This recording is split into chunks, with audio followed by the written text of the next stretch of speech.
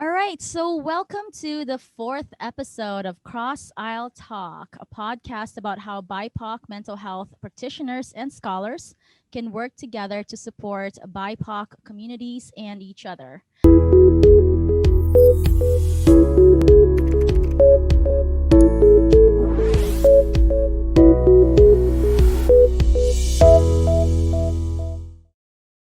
My name is Dr. Donna Demanarig, and today I am so excited to have with us Dr. Roberto Abreu.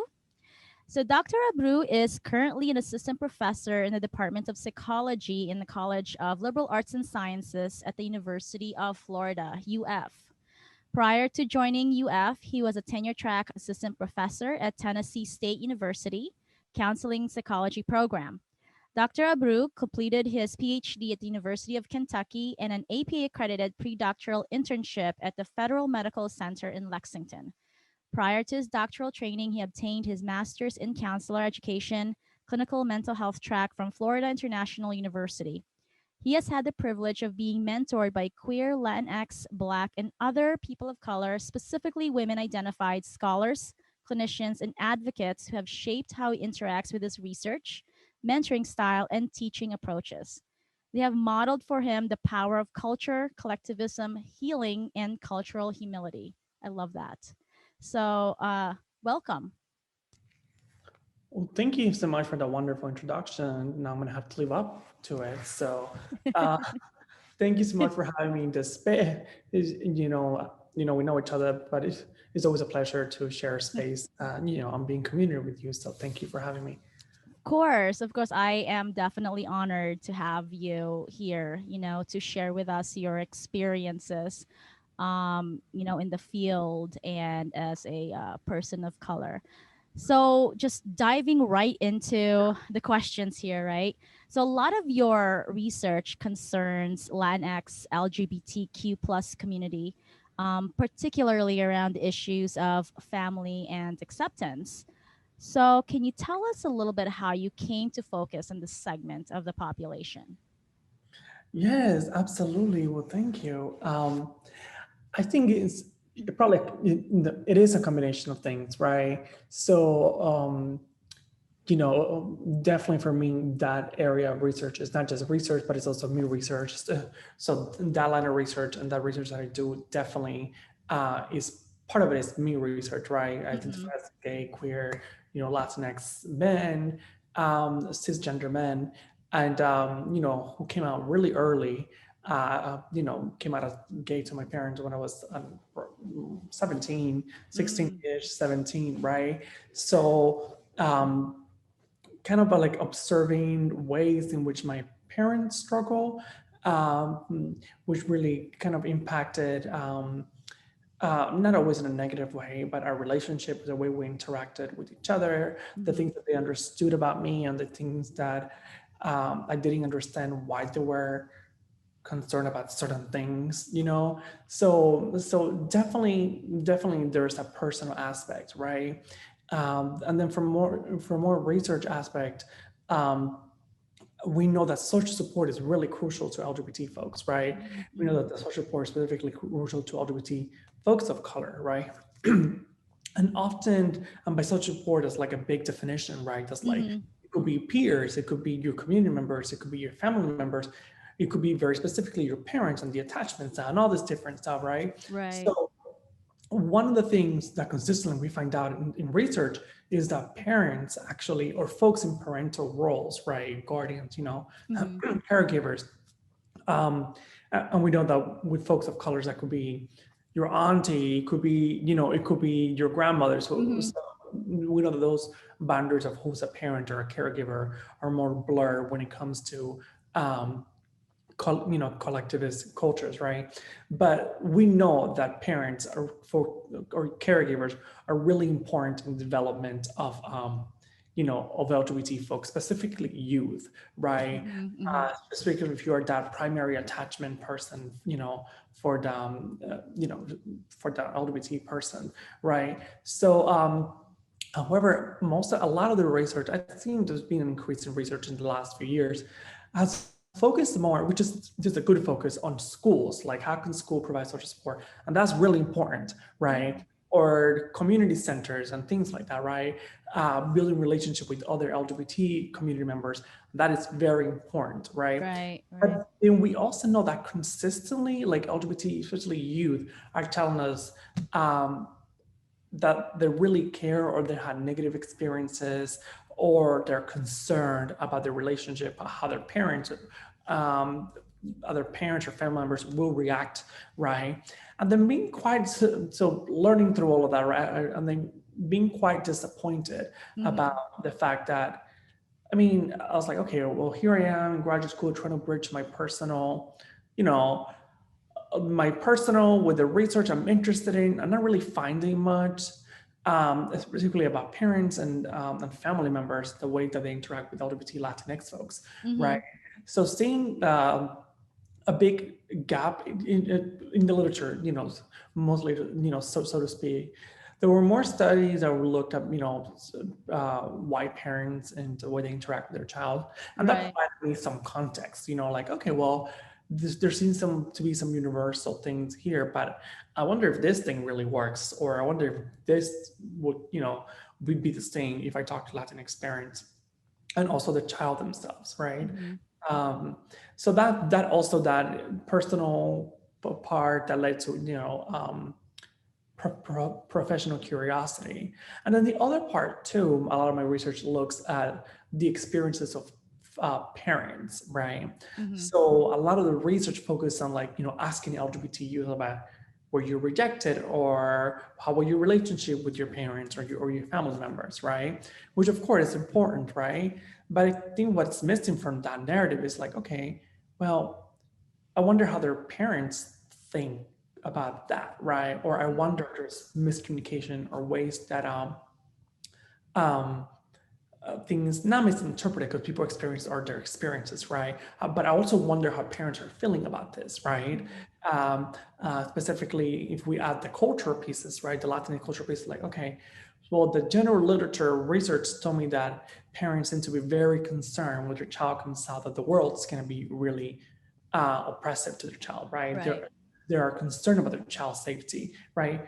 All right. Well, I wonder what does that look like in Latinx culture that is more collectivist. I wonder what that looks like. Is it more problematic? Is it maybe better Mhm. to have more family members talk about this, or to feel that all of a sudden you've been relying on your collective for survival and for well-being, but that all of a sudden you might not have, you cannot talk about your child's identity with them. So what does this look like in this context, of Mhm. Latinx culture, right? So all of those curiosities really led me to we're like, okay, well, what is happening with Latin experience of LGBT folks? Like, how are they thinking? How are they experiencing this? Especially parents who are accepting now. Like, how did they get here? Like, what do they do? Right? How do they use? How did culture play a role? How did gender norms play a role? How did family play a role? How Mhm. did just the community play a role? How did were they born in a different country? Right? Then immigration. How does that play a role? So all of those unanswered research questions, and many of them are still unanswered because it's like most community research is not hard. I don't want to say hard. Well, it is hard, not hard in the sense of like, focus I want to talk about. This is more like how do we make ourselves as researcher more Mhm. um, available and affirming of communities when we go in communities and we ask these tough questions and questions that folks are like, I don't want to talk about that, So, In your research, because I know you mentioned looking at Latinx, were there, because we do know that Latinx is such a it's an umbrella term where underneath all of that are very diverse cultures that fall under that umbrella. And I'm wondering if you found any, if you found more differences than there are similarities if you were to look at individual cultures underneath that umbrella. that's a great question. And And the answer is yes and no and in progress, right? So Okay. I'll break, I'll break it down. I think you are correct, right? And like Mhm. some of the things that I mentioned, like family, right? Mhm. Um, well, that's not unique to Latinx folks, right? And that's not unique to just one group. It's unique to, yes, Latinx folks, family is a big deal, but it's also for Black folks and Asian folks, so Mhm. Mhm. oppressed folks, and other folks of color, of course. So most of my research, I should also say, is it has been qualitative, right? Mhm. So of course you cannot make these generalizations in qualitative work. Actually, you shouldn't in most research, but Yeah. to everyone, right? Most of the work that I have, because again, harder to build those relations, with communities. A lot of it is word of mouth, like snowballing, right? Yes. I find Yes. participants. So a lot of the participants that I have interviewed, a lot of the parents I have interviewed are either Cuban, Puerto Rican, or Mexican, right? Mhm. Um, so some of the differences that I have found, again through the narratives, is folks like Cuban folks talk a lot about, or to some extent, about coming from their country because specifically because of the Castro regime. So Mhm. there's like politics related response of like, because of communism, I know my child was not going to have a good life or was not going to be accepted back home. And that was one of the reasons why we came to the United States, because they Mhm. were openly, or their gender expressions were atypical. We were concerned, right? So there's like a larger story of immigration, and then the reasons might be different. Mhm. Like that will be a different that has come up in my research. At the moment, I was earlier on a phone call with a colleague. We're in the process, so all this qualitative work kind of had led to more quant stuff that I'm working on at the moment. So I'm working on creating and validating a scale to create parental acceptance or rejection among Latinx folks, Mhm. right? And these questions that you're asking is exactly what we're taking. I was like, okay, who are we talking about, and who is a parent and who is not a parent, Mhm. and when we win acceptance, when we win rejection. So anyway, so a lot of the items that we created were informed by this larger qualitative research that I've done and other researchers have done. So one of the questions that we have is like, we have a lot of questions regarding family. Mhm. A lot of questions I have is like, I wonder how many of these questions are not unique to Latinx, especially to family. I wonder Right. if we would see something very similar with Asian folks and Black folks, or I wonder if there's difference within group differences. I wonder, we have a large sample enough of Cubans and Puerto Ricans and Mexicans and folks in Central America that we can dive in a little further. So that's what I meant by like in progress. Yes, from the qualitative data, we have some indication that yes, there are some differences. Mhm. Um, um, I've also done some studies with trans Latinx folks, not so much in the context of family acceptance, but of their experiences here in Mhm. the United States, and experiences within their community. So narratives about families have come up. So some similarities about the reason for coming from their country here, um, perceiving that it was safer, and then getting here and realizing that it's not safer, it's just different, right? Mhm. Or for some folks, it was safer. Some folks actually talk about being safer back home for them because they have a greater sense of community. So, a long story to your great question to say, yes, there are some overlaps. Yes, there are definitely within group differences, and there's a lot that I haven't uncovered yet, and that we don't Mhm. know. So yeah, So, what are some of these differences that you have uncovered? yeah. So some of the differences that I have uncovered are, for example, like I was saying earlier, with the Cuban folks, the parents talking about um, leaving Cuba because of the of Right. of communism, right? Mhm. Some Puerto Rican folks often talk about, of course, Puerto Ricans,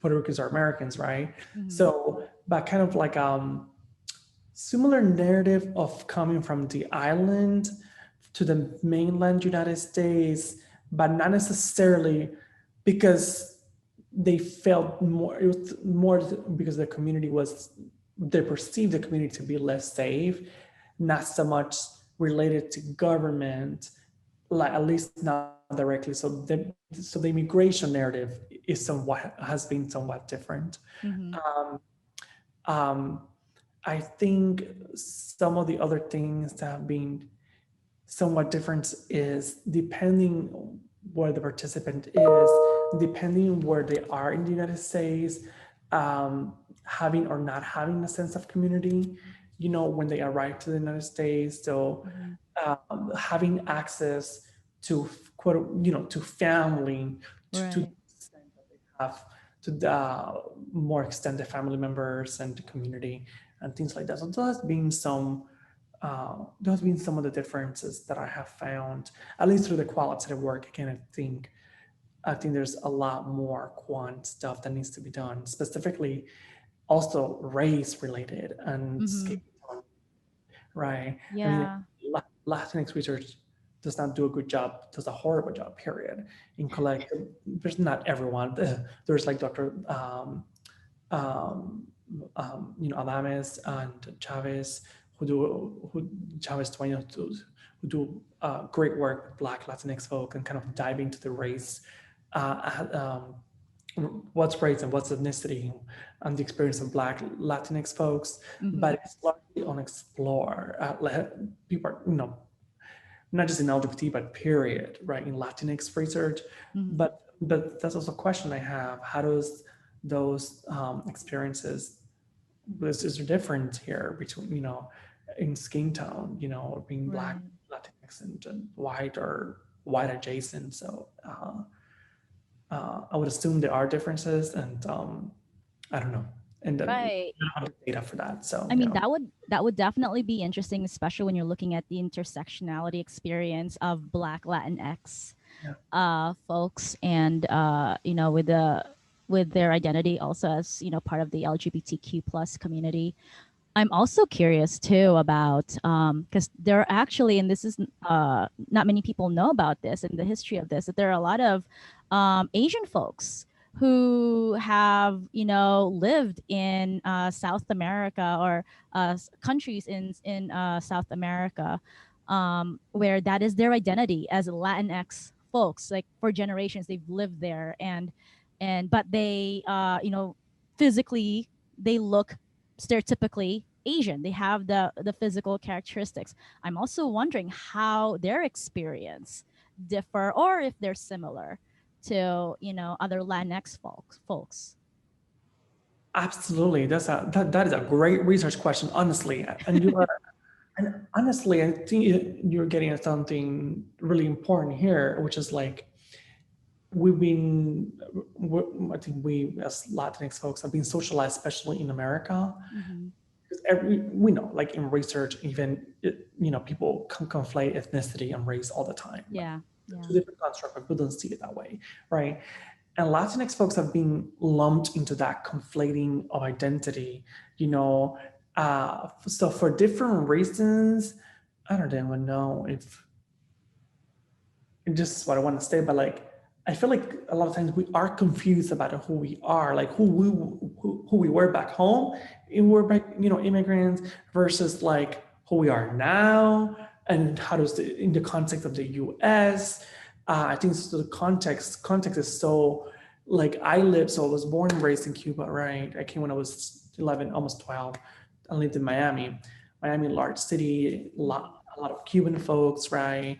There's a lot of, I mean, you have your like, I guess wider, like, like blonde, blue eyes, Latinx folks. But for the most part, most Latinx who are light skinned, who were considered themselves to be, white, look like me, right? Mm-hmm. So if you would have asked me or let them at me, like, what's wrong with, like, why, what are you talking about? Like, most people who are white look like me around here, right? Certainly spectrum of brownness and, skin tone, right? And black, and skin tone, right? But, and then I moved to Kentucky for my PhD. Right. Like, where are you from? I'm like, Miami. Like, Western nationals, like, what?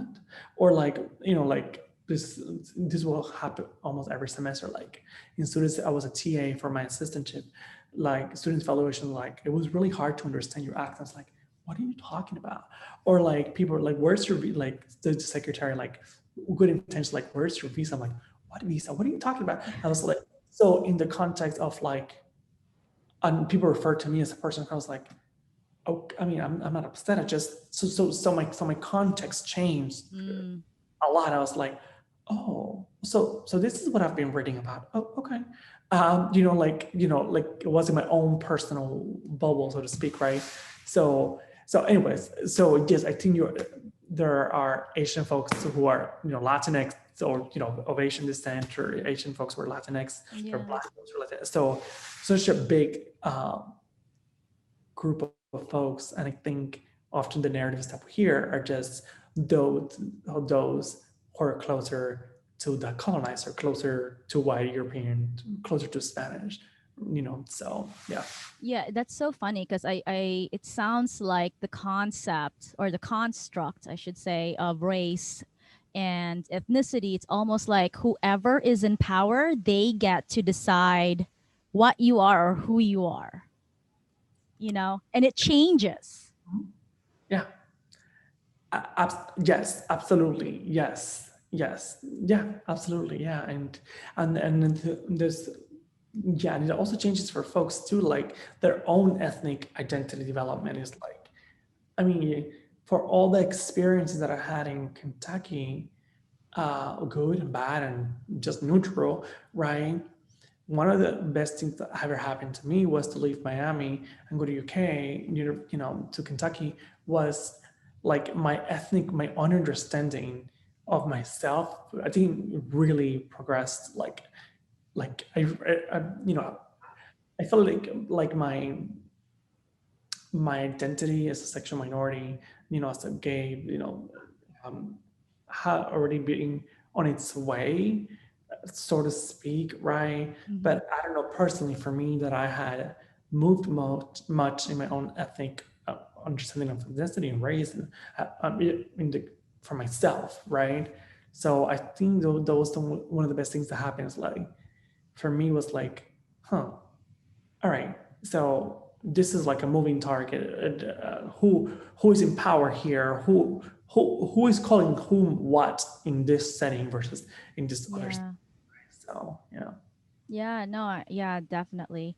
And, in light of the pandemic and its impact on, uh, BIPOC communities across the United States or even across the world, all over the world, I should say.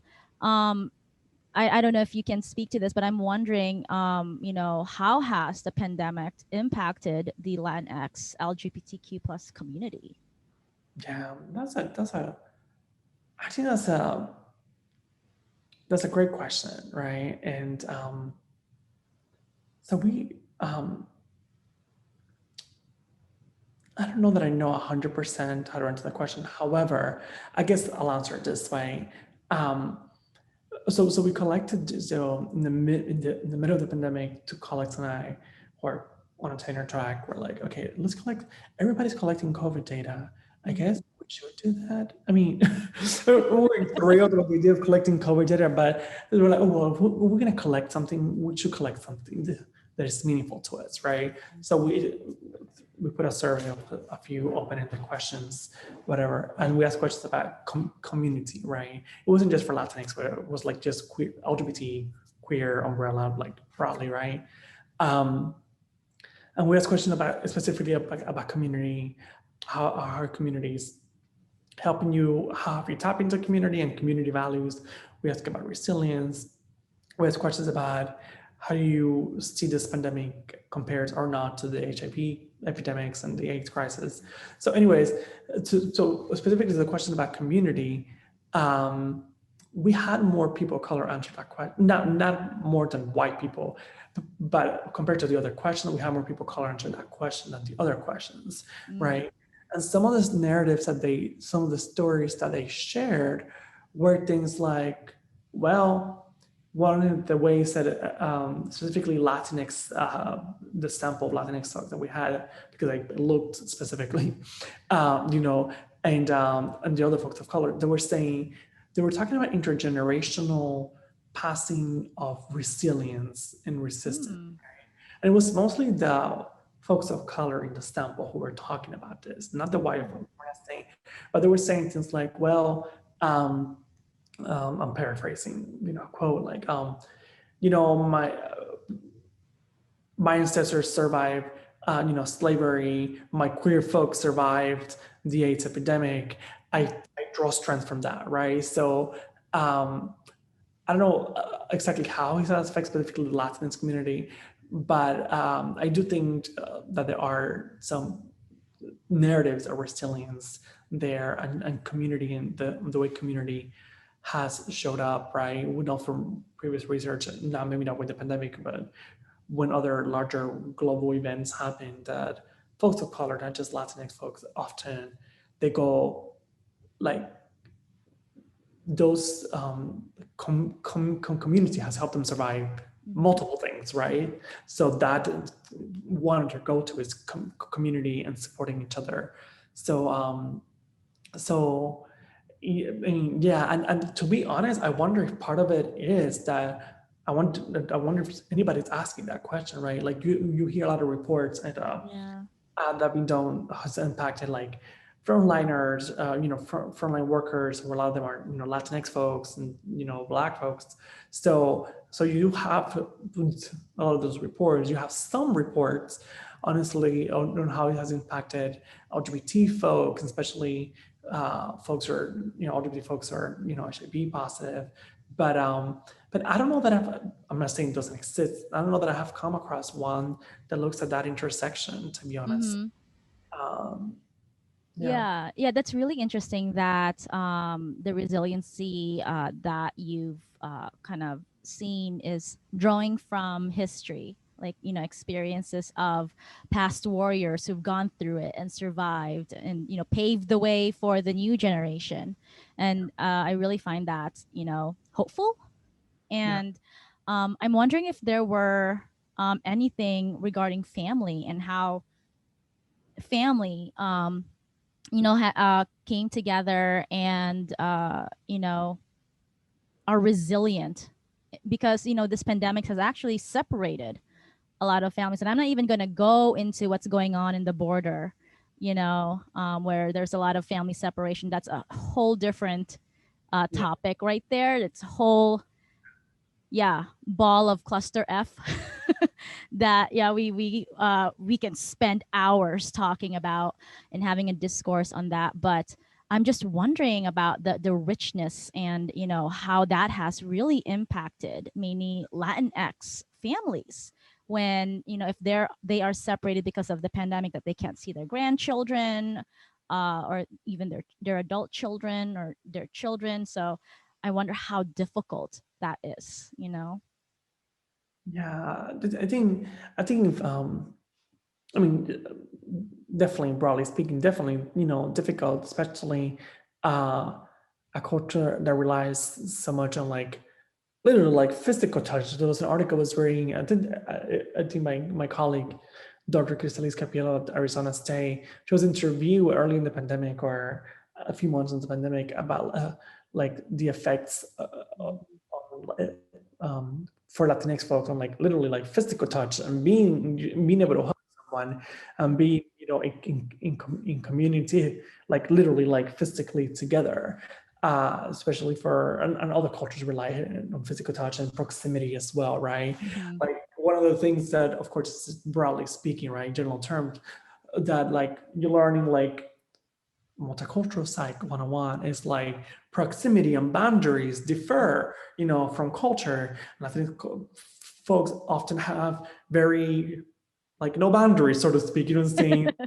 Like they're, so definitely for having to switch and shift from a mode, from a form of communication and showing support and being in community. Absolutely, yeah. And and I also, and I don't know, maybe I'm being um very optimistic kind of person Mm-hmm. or positivistic. I don't know, but the idea, I think we have learned lessons too about the different ways to then be, in community. And I think we all probably have learned that, okay, well, what does that mean? We cannot be together right now, right?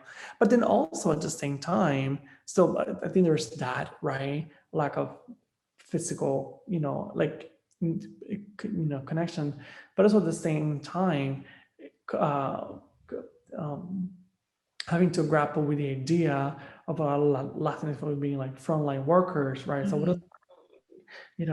for my Right. uh, so my dad could get sick and die because he has to go out and work, and he's coming home, but we can have very limited. So holding all those pieces together, then I'm sure it's taking a toll. Um, Yeah, I'm wondering if there's already research on that out there, regarding mental health, um, on this on the Latinx community, and specifically Latinx LGBTQ plus community, during the pandemic. yeah, I don't know that I've come across like LGBT Latinx folks, Hmm. uh, specifically, but now you gave me ideas other projects I could do to ignore the current projects I'm doing. I'm here to throw ideas at you. Here's more research projects for you to do. Yeah, so, it's like the memes. It's like you I and I also love the fact that you're actually doing a lot of, qualitative research, because I feel that, in our field of psychology, which is a very broad field, um, much has been put into, quantitative research, and, a lot of journals, um, they emphasize quantitative research. So it's really difficult to publish when you're doing qualitative work. So I am just really ecstatic that you're focusing on that, because I appreciate and I actually do like qualitative research, because if we are doing, social justice work, and especially on a population that's marginalized, disenfranchised, minoritized populations, I think that we need to give them that voice. They have to have the voice. oh my god, thank you for that. I appreciate you saying that. Like, there's all, of course, all these misconceptions about qualitative research. Like, it's going to take you 3 years to publish one paper, but that's not true. Mm-hmm. You know, and yeah, I think, and this is my own assessment, maybe in my own assessment as to, I have seen a trend, at least in counseling psychology, probably is true across psychology, but definitely my field is more more respect, so to speak, for Mm-hmm. quality work, right? And part of that, again, this is my assessment, why the shift is happening is, I had a professor, he was funny, he used to say, psychologists, we want our white lab coat. Like, we're a doctor, so we're gonna do scientific, medical, rigorous research, right? And he was a common factor researcher. Like, he's like, what research shows is that what helps people are common factors like validating and listening, right? And of course, there's different opinions in this campus, right? People Mm-hmm. say, well, you need a theoretical, some sort of, anyways. So there's that. But what that reminded me of is, I kind of think about it in the same way, qualitative and quant. People, I think there's a time, probably still a lot of people believe this way, that quant will give us that more rigorous result, or that respect that we desperately want, as psychologists, right? Uh, and we have realized, I believe what it's been realized is like, oh, wait, we spent all these years doing all this quant work, and we haven't gotten far. And actually, we've left a lot of people behind. And what we thought we were doing, maybe we were not doing that. So that's kind of my interpretation of what's happening. So And then qualitative researchers were in the corner saying like, we know. Like, yeah, uh, like especially in counseling psych often prides himself as being more multicultural, more evidence, based practice, Mhm. and clinical trials are fine, and good, but there are no clinical trials to work somebody who has like this five marginalized intersectional identities, right? So, Mhm. so you focus on that, right? So qualitatives give us those answers and really brings to light the experiences of this person, right? I think the discrepancy, and again, I have seen a shift on this in the last years. The discrepancy with that, again, this is my interpretation, and I think this the shift is that. But then, if you wanted to be like counseling college, like we were trained that way, right? I Mhm. certainly was, right? But then you go into job market, and it's like, well, but if you really want to be at a research one, you should really do quants. Like, wait, didn't you just teach me all these very unique values about counseling and psych? But now you're saying I shouldn't do that. So wait, so are you saying don't do what you say? I'm confused, right? So I think there's been a wave. I think last year's whatever 5, 10, I don't know, of qualitative researchers. I think I would include myself there, where we have said, well, actually, that was hypocritical. Mhm. Yes, I can do research at a research one. Yes, I can do research from predominantly qualitative methodologies. Just my work is good enough to get into the big journalistic thing I could not get. And as a matter of fact, the reason why I do qualitative work is because find me a measure that I can use with my population. Mhm. And if we have that, I don't mind. I mean, like what is the research question? If you agree that this is a good research question, then we need to answer that research question the best way possible. If I have no way of measuring x whatever is with a scale, it cannot quantitatively, you just will not be a good project. Right. Have some quant data.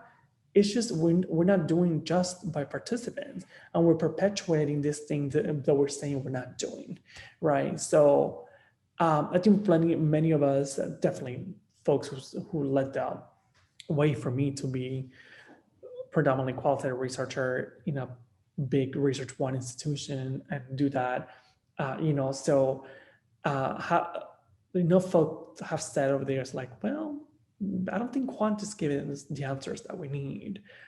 So yeah. Yeah, yeah, and especially if like you said, if we're looking at a particular population where there is no measurement for that, and if you are trying to have a measurement, it will take a while to normalize, you know, and standardize that measurement. And and again, you don't want to simplify somebody's experience into mere numbers. It's just really difficult to do that. Um, Absolutely. I know your background is in counseling psychology, and just like me, we kind of steered away from clinical work and focused more on teaching and research because that's our passion. Um, but from based on your own research and your your prior clinical experience, I'm wondering if you know of any culturally specific interventions that are used to support the Latinx LGBTQ plus community.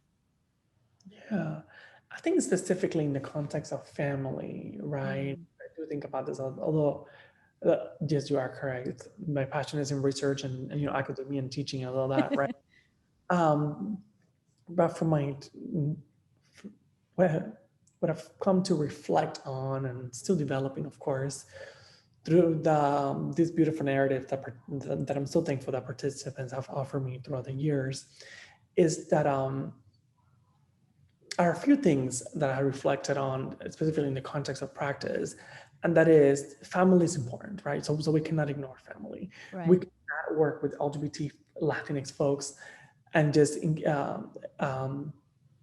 even the family is not accepting. Let's say you're working with a Latinx LGBT person, even the family is not accepting the recommendation of like, yes, I do think just like white folks and other folks, Latinx LGBT folks form, families of choices, and Mhm. of course that happens. And that's a big literature and a big thing in queer communities, like family of choice and and so forth, right?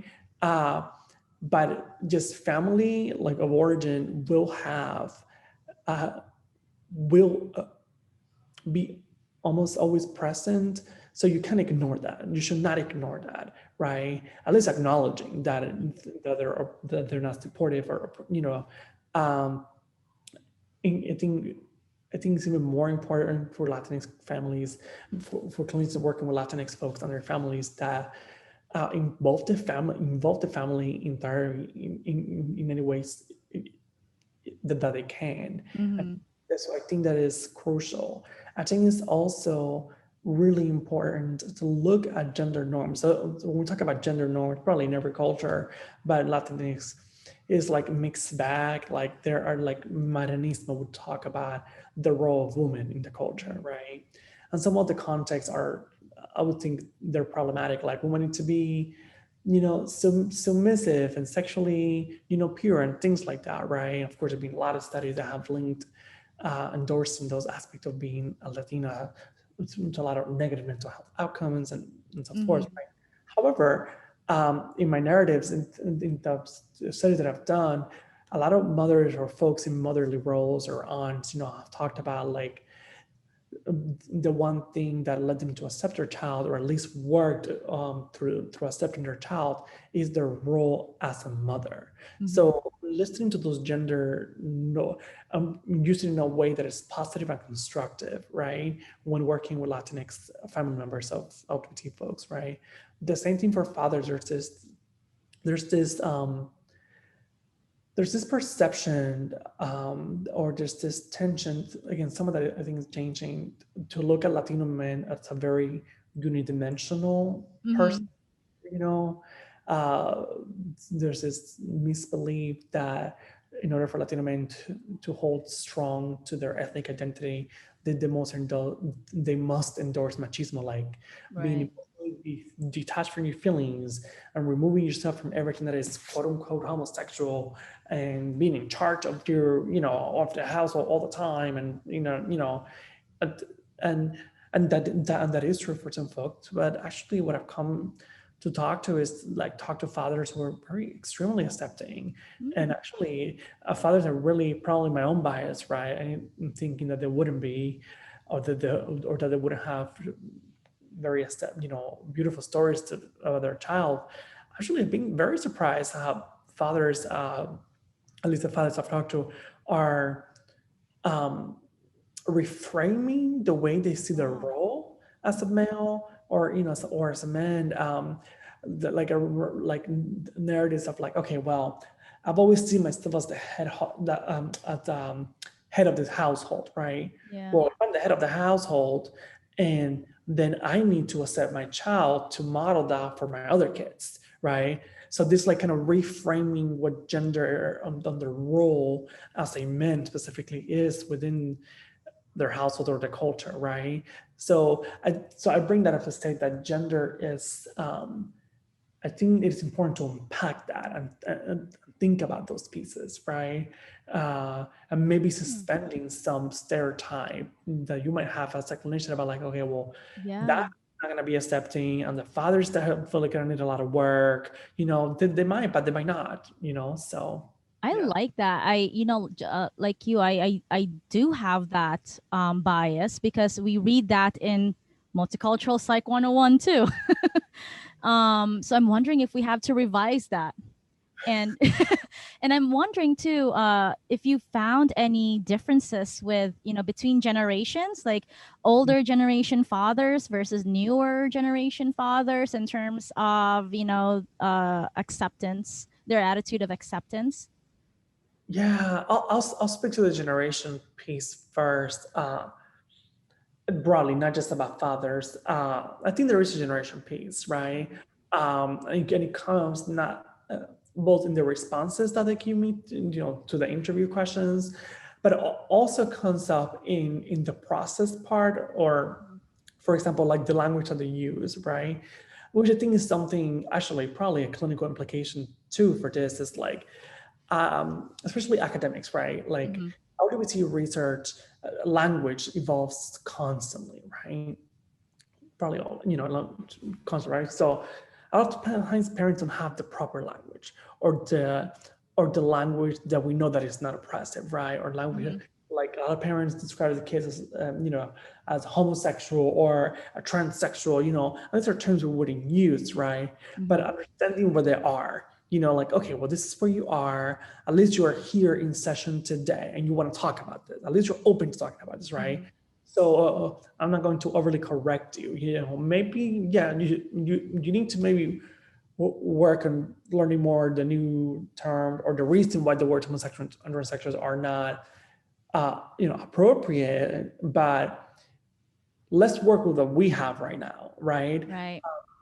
So there is generational differences, right? The way parents talk about it, um, maybe the different fears that they talk about, um, or like for example, maybe younger parents have conceptualized that, well, okay, well, my daughter's not going to marry a man, but I know the marriage is possible, right? It's just going to look different. Versus older parents often struggle with like, I'm never going to have grandkids, and I'm never going to see my daughter get married. It's like, well, it's just going to look different, right? Right.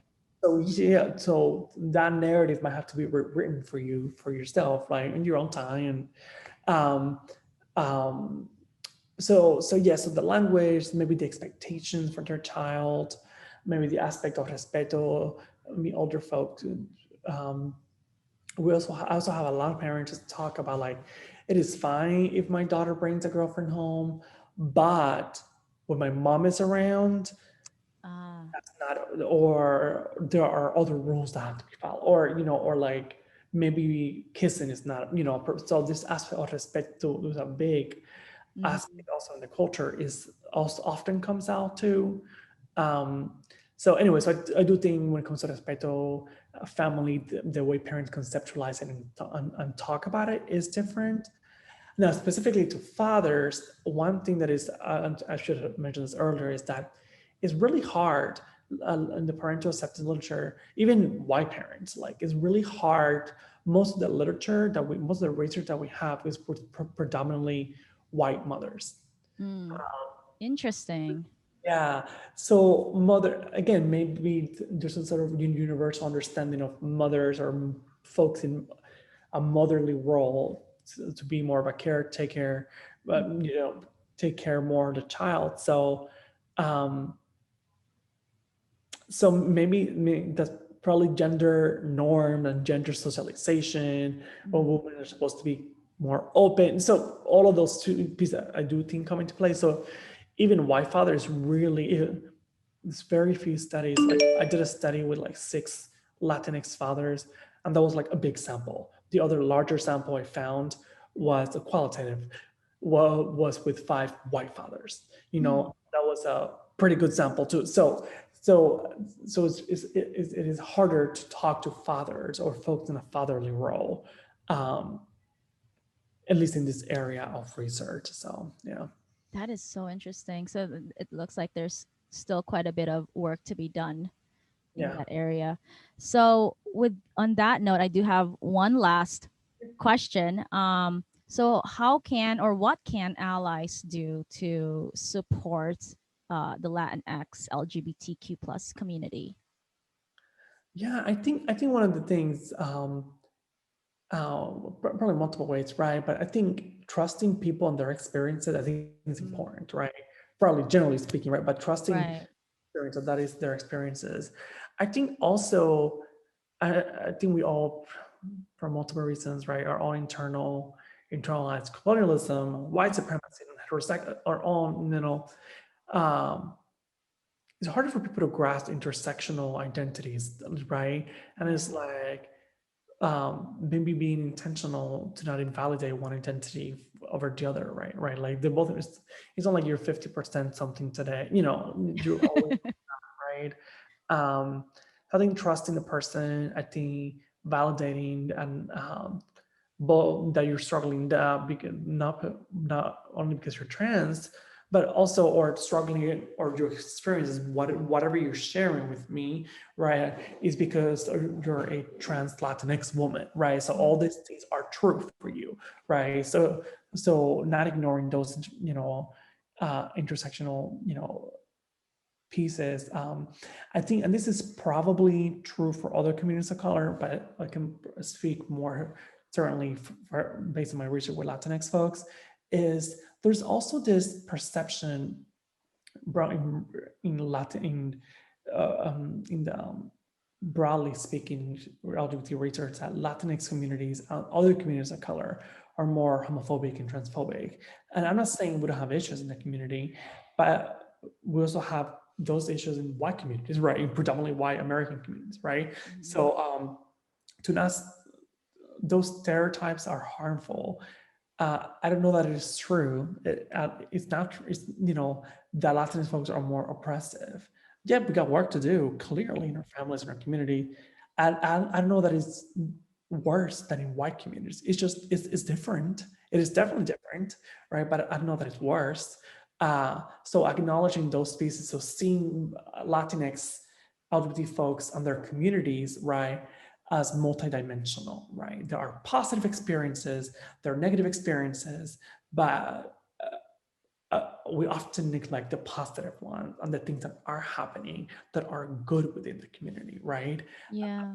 Maybe white communities can stand to learn something from, So, um, yeah, yeah. Yeah, so yeah, definitely, trusting and by that you mean taking them for their truth, not questioning their truth. And I know for some folks that is difficult to do because what they see, their worldview, it is what it is, and it's more difficult for some people to look at others' worldview.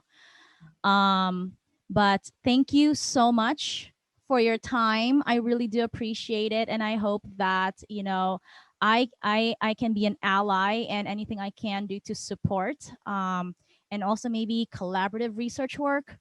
Okay. I mean, you do have great research questions. Like, oh, that's I don't know, but maybe we need to find out. So, yeah, absolutely, yes, yeah. Yeah. So thank you so much again, and that's it. Well, thank you so much for having me. I appreciate it. Always a pleasure talking to you. I cannot believe an hour has passed by, honestly. Has it Uh, really? yeah, so clearly we can talk about this forward. But thank you so much. I appreciate your time Of course. inviting me over, and yeah.